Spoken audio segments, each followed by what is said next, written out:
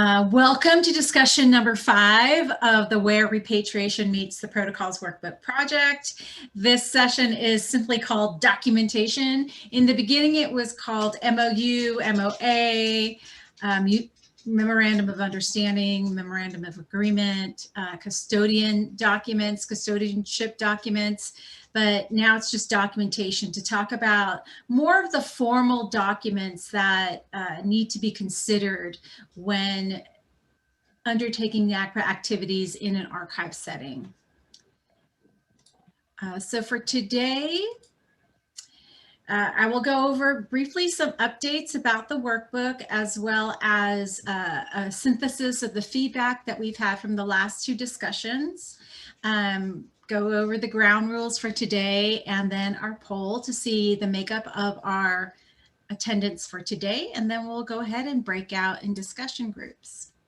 So as I said, Dr. Nancy Meitlow is a UCLA professor, and Nancy, apologies for calling you out without asking you beforehand, but were you still interested in using a recording for your classroom? Are you connected? Yes, I'm here. Hi. Hi, Nancy. Would you like to explain your class and that way people get a better understanding of how the recordings will be used? Sure. So I am teaching a class that we have titled Decolonizing the Archive. Hold on, do you mind if just give me half a minute? I'm pulling up a document, so I'm making sure that I'm providing you with the latest info. I just got off a Zoom with a student, so I'm multitasking. Yeah, this is definitely a multitasking universe that we're in. Okay, so this is a senior seminar. So it's a capstone project in which students are required to do original research. And the title of the class is Decolonizing Our Past, the Indigenous Archive. And in this, it's about, 8 or 9 students. I can send the syllabus. Actually, that was on my list of things to do this morning, Lisa. So the course description: museums and archives globally hold vast repositories of objects and records that were collected during previous eras, characterized by the colonial impulse to erase living Indigenous peoples while simultaneously collecting their resources, intellectual as well as physical. Anyway, we're using 5 sources total. So from the Autry, we're using tell me if I'm pronouncing this correctly, Lisa, the Kente Sika Foundation Boarding School Stories. It's actually Chanta Sicha. Thank you for correcting me. Chante Sicha. Yeah. And the students love this. Can I tell you, I gave them 5 options. They all want to do this. And I think it's because it's audio visual recordings. And they just love both together. Of course, it's very different, and they're recent, and so they understand them. The other is the American Indian Movement audio tapes from KPFA, KPFB Berkeley Radio circa 1973. Not as excited about those. And then Radio Free Alcatraz under the American Archive of Public Broadcasting, IAIA Seeing Red, and University of Oklahoma Indians for Indians radio show. So this is a work in progress. We just had class yesterday afternoon, the first class. Most students are gravitating towards the audiovisual, most recent oral history records, and less so. We actually listened to wax recordings, and they were putting in chat like, I don't understand this. I've never heard of wax recording. I can't hear it. You know, the harder stuff right now, they're not as interested in. I don't know, maybe that sounds judgmental of me. I think it is harder, those really early records. The funny part was when we got on Indians by Indians, I saw the Fort Sill record, and I was like, I have to do my own tribe, guys, I'm sorry. And I played a song that's actually a song we use today on my dance grounds. And I was so excited. I was kind of singing along and dancing in front of the Zoom because it's our, it's our tribal thing. So I think they're getting an idea of the excitement that these records hold and the potential. Great. And would you want to use these discussions as another form of audio visual recordings? You mean like tape what I'm doing with the students? Oh no, the discussions you had asked if you can use the recordings of our discussion forum. Oh, no. So what I was asking, thank you for bringing this up, Lisa. I'm sorry, I didn't understand the Yeah. background. No, I was just asking if there were any records from this process that I could share with students. But when Ah, you shared the original introductory, I think it was a taped introduction, mhm. it seemed to be beyond the what can I say, the academic level of this, because these are undergraduate students, and it seemed to be more of a graduate student conversation. I'm having to even introduce some of my students to American Indian Studies. They're non-American Indian Studies majors. They're non-archival majors. So it struck me that the conversations here would be more appropriate for a graduate student rather than undergraduate and Okay. senior. Okay. Okay. So you don't need to have permissions to use the breakout discussions for your class. No, I decided it was a little too advanced. But Okay, cool. thank you for checking with me. Of course. Well, never mind that then. And the second bullet point is that there is a Google folder, which I sent the link in the invite for this session that has all the discussion notes. Thank you, Christina, for putting this together. What she does, she looks at the recordings and creates these notes. So if you ever want to go back to see some of the discussions that were happening or some of the points raised in the discussions that we had, please go back and look at that Google folder. I will provide the link when we come back. I'll provide the link in the chat. I just can't do it right now as I'm presenting this PowerPoint, but I will do it. What I can show you though is updates to our workbook. You might have noticed that it has definitely gotten longer. There's more sections to it, and it looks like what we're creating or what we want to cover is one, a workbook, like a practical workbook that can be used, sort of as a quick reference guide. And then we have a resource that could be referred to. And I'll show you a little bit of how we're thinking of doing that. It's still a work in progress. We also did add some infographics or some illustrations. There's more to be added, more to be made. If you were at the discussion last week or the week before, I created this Venn diagram up above that covers what that tries to illustrate what we want to cover in this workbook. Basically, this little sliver right here of where archive administration meets repatriation, but within that meets NAGPRA. Then in another tribal consultation that we had, aside from these public discussions, one of the members said, they should be reminded that archives is all around in everything we do. So I came up with what I call like a peacock feather, egg double yolk. You have NAGPRA and within a repatriation setting within an archive. So these are like the two diagrams that we're playing with. However, we're open to suggestions, and that's just from jump to visualize what the subject or the scope of this workbook is going to cover. This is the intro section, which needs much more weeding. And we're in the process of doing that. But what I started to play with is section 2. So there's a few sections of this workbook / resource guide now where you have section 1, which is the introduction, and section 2, which is the NAGPRA process and archives. Like, let's get down to the nitty gritty, even though he'll still needs to become whittled down to be nitty and gritty. Again, let's see if I could make this a better.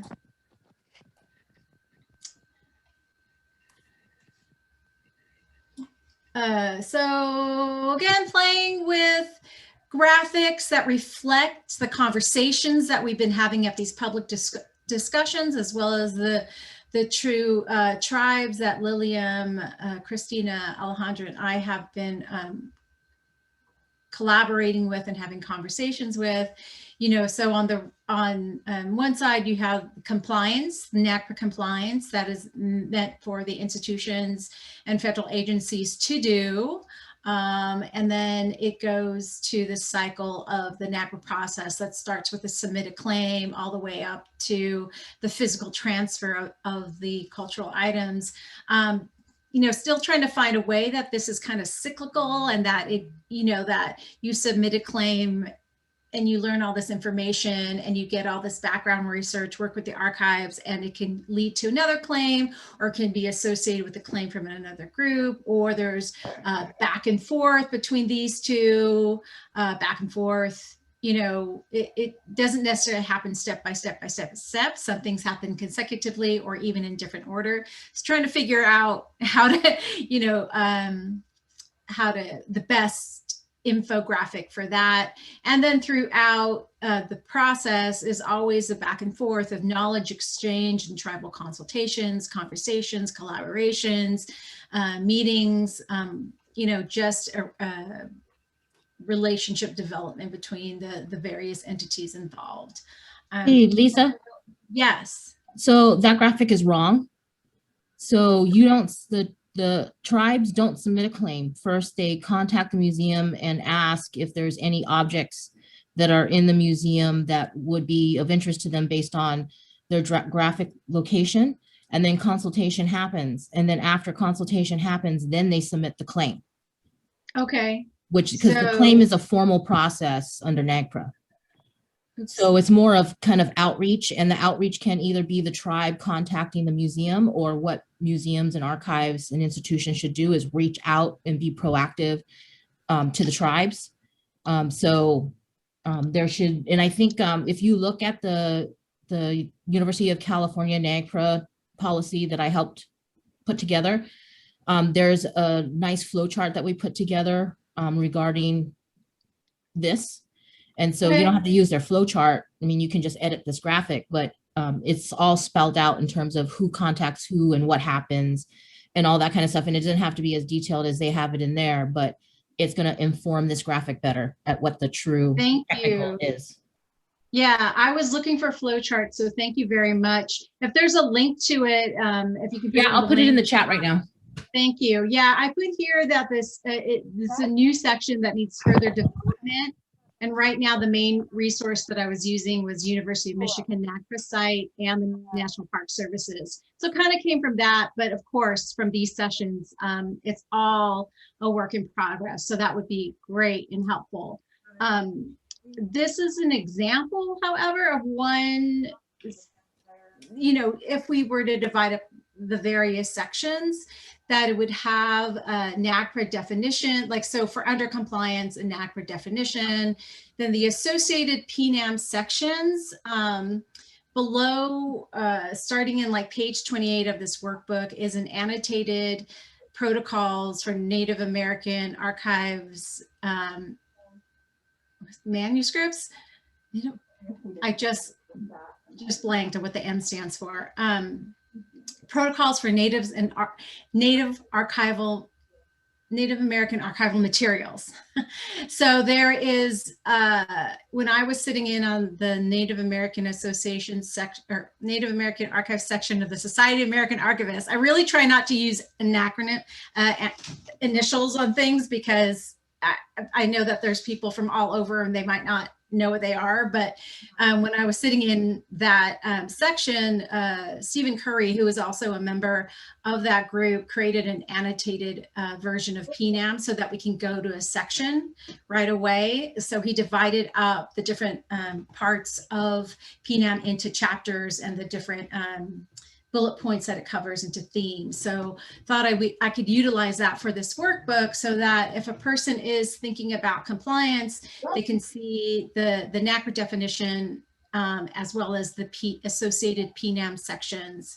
And then possible related archival activities could be research assistance, updating catalog records for better discovery, creation of library guides, build summaries and inventories, and reproduction assistance.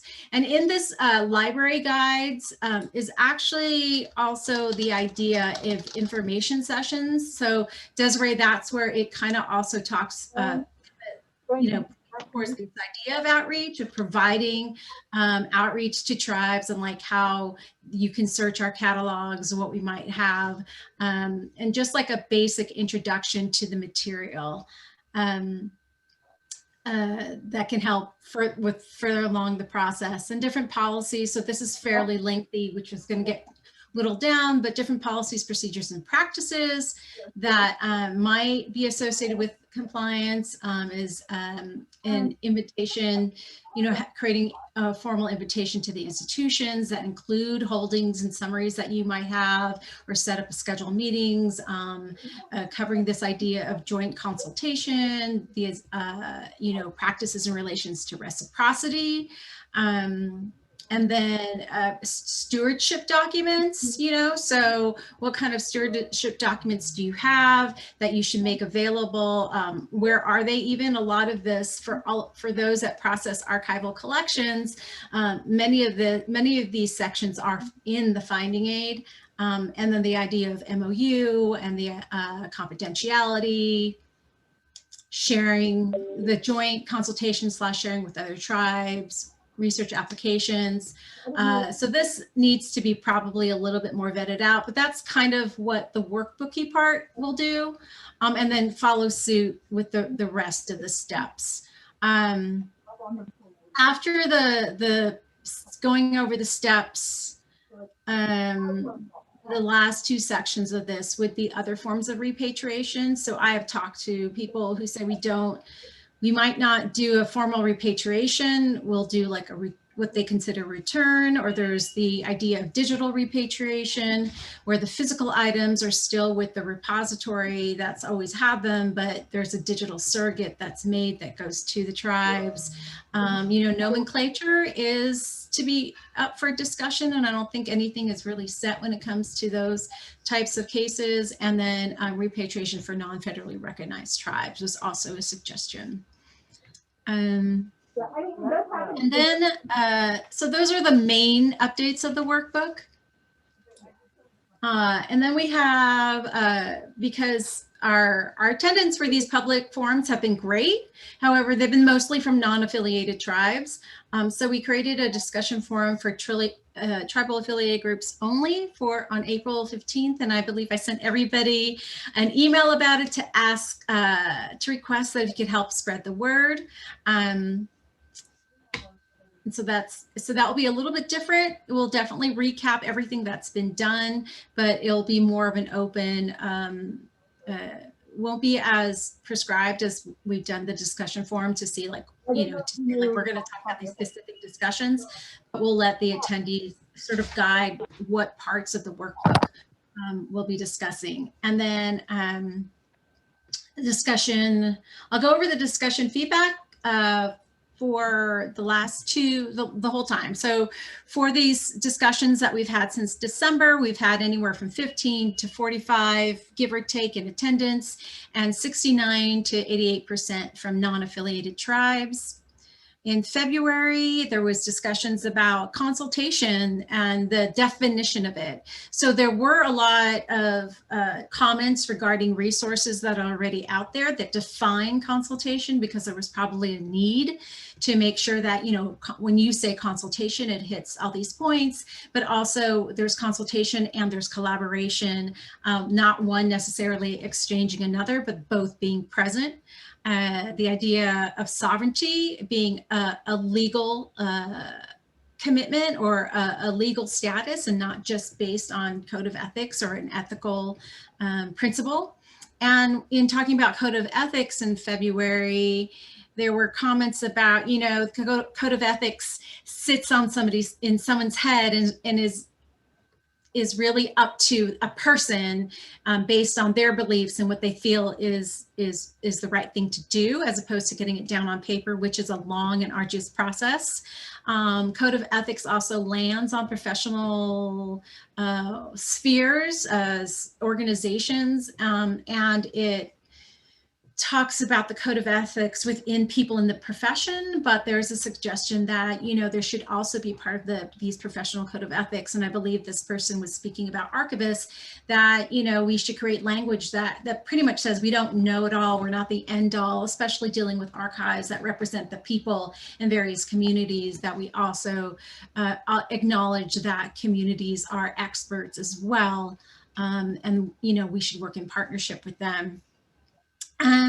The idea of professional language is really interesting, and the evolution of professional language. How I put down the legacy of domination was based on a quote or a comment that somebody said about, you know, how for such a long time a particular profession was dominated by the language of those professionals, that as we move on and evolve and start to spread out and collaborate with people outside, you know, we're having to grapple with that and figure out how we express our code of ethics. And one person said, sort of in relation to that, is that our profession has started to adopt terminology that would have been controversial 15, 20 years ago. So I thought that was interesting to, you know, in regards to the language regarding the language involved, or the language issues involved in developing a code of ethics. The other thing in regards to documentation and transparent language, policy building, is treating them like living documents. I think it has been tradition to create these documents that have weight, but then they just stay on the shelf and they don't get revisited.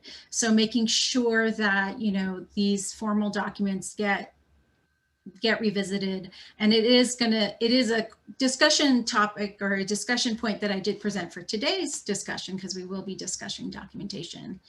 And that we're also dealing now with, you know, vast epistemologies and ontologies, which is a great point. So again, you know, this has already been expressed in other bullet points, but how to express that, how to acknowledge that in a meaningful way, other than just a side comment that says, by the way, just realize you're dealing with people that have different worldviews, or, you know, different ways of assessing knowledge, etc. But it actually being a strong statement in your code of ethics, or in the way that you do build collaborations.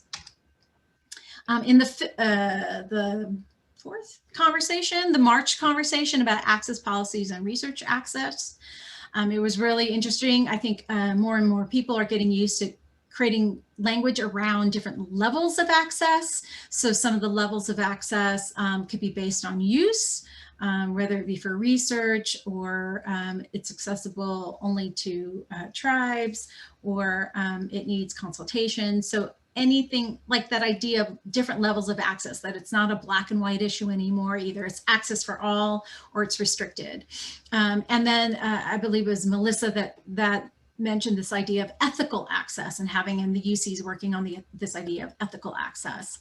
So I like that discussion of us talking more about a deeper, more dynamic description of what access means, and the importance of documentation. I think this is probably one of my favorite quotes, is like, mail handle only note can't just be a sticky note attached to a box. I feel that that person said that based on experience as opposed to theoretical.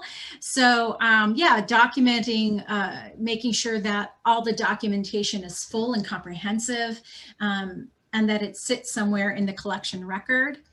And for institutional review boards and tribal review boards has come up in conversations. It's not addressed in the workbook, but as of now, it's not addressed in the workbook, but is something that should probably be included. The other comment, or the other point of conversation that happened towards the end that I think is interesting and worth thinking about is, you know, where do those that have the archival materials, at what level do they judge the researcher's research and the viability of the research? So on one hand, you have the ne'er-do-wells who have research projects that have and can do harm to the tribes. On the other hand, the repository has had, you know, repositories have had reputations of being a gatekeeper and elitist and limiting access. So thinking of those two sides of the conversation, and where what are the considerations in making these access policies, and then metadata and documentation that needs to be done throughout, and how to do that. Like, I feel that there's enough, or not enough, but I feel that people understand what type of documentation needs to be made and where it needs to land. But I think the processes in which you collect that and put it in some sort of system and make sure that it just gets there from soup to nuts is something that some institutions might need to hammer out. So for today, again, we're talking about documentation, and it's more about, at least when we were discussing this section when originating it, it really is about the formal documentations, the deed of gifts, the MOUs, the MOA, the museum memorandum of agreements, I think anything that you want to make, the forms, the research application forms, anything you want to make standardized and streamlined so it's consistent across the board, to the best of its ability, knowing that there might be some, there might be some case by case basis type of issues that come up, but trying to use these forms and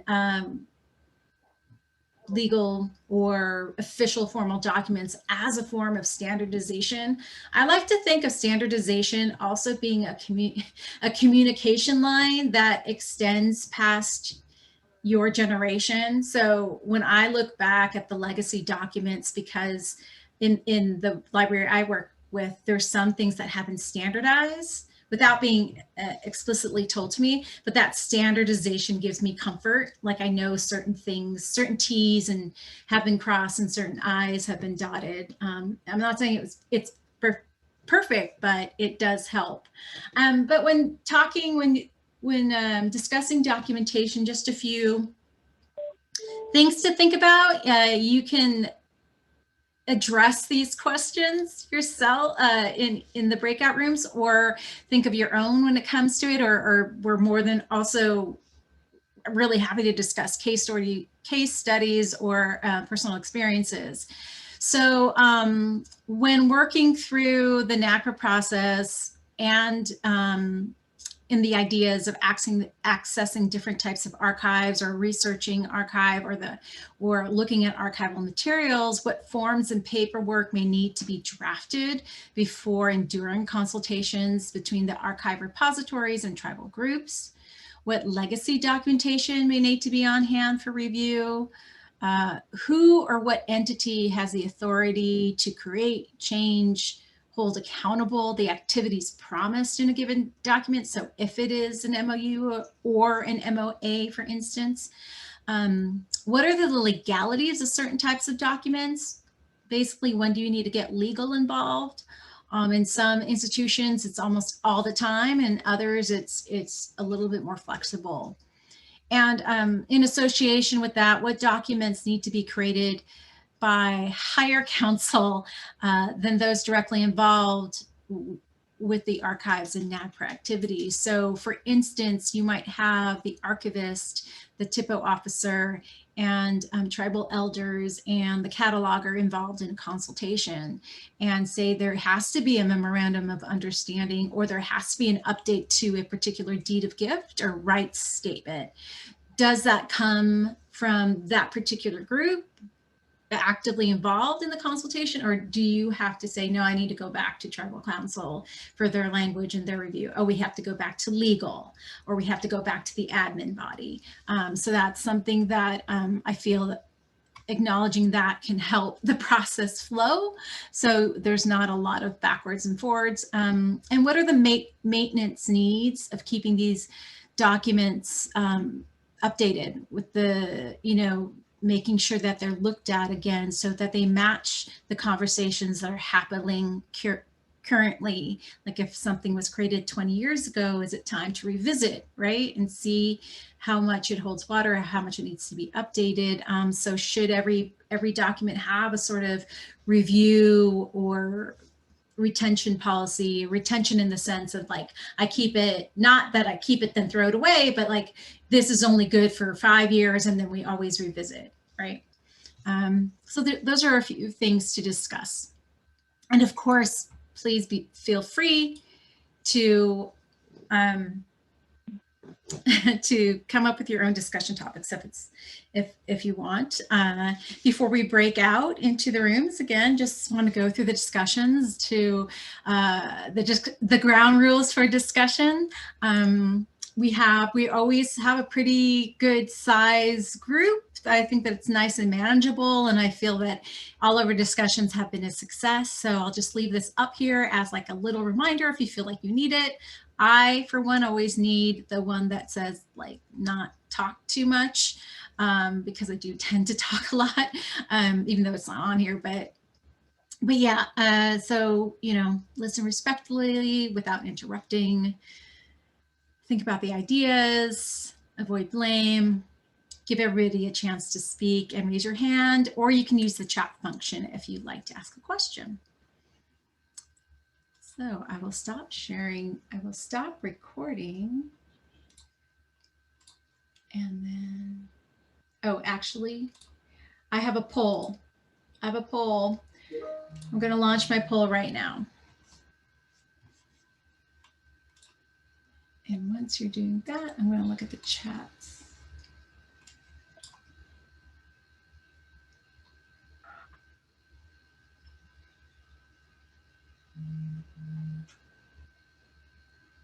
Yes, so the pages are for the workbook. It is answering Joy's question. It is this section.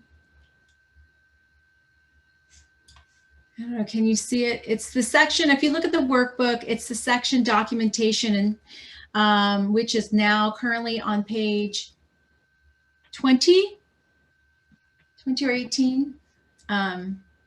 And this, the workbook that I showed previously, which I don't know if it's showing now, is the link to the Google Doc.